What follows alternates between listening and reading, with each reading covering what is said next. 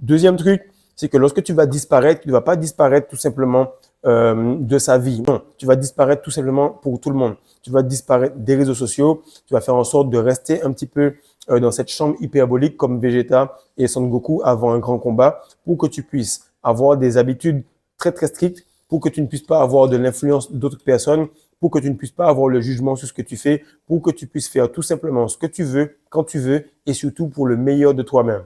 Deuxième truc, c'est que tu vas te mettre en rétention séminale. Ok? Tu vas te mettre en rétention séminale. Pourquoi? Parce qu'avant de vouloir progresser en termes de finances, avant de vouloir progresser en termes de muscu, avant de vouloir progresser dans n'importe quel domaine de la vie, il faut que tu progresses sur tes hormones.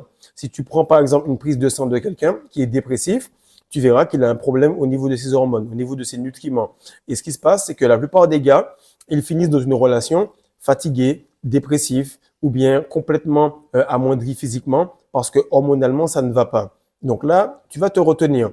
Tu vas éviter toute forme d'éjaculation, toute forme de stimulation sexuelle. Tu vas faire en sorte de rester complètement plein de ton énergie et tu vas remarquer que chaque fois que tu avais une épreuve, chaque fois que tu avais un permis de conduire à passer, chaque fois que tu avais un brevet, chaque fois que tu avais un baccalauréat ou quelconque diplôme que tu passais, bizarrement, ton sexe n'avait pas envie de coucher. Pourquoi? Parce que ces deux têtes-là, que sont celles d'ici et celles que tu as entre les jambes, se battent pour les mêmes nutriments.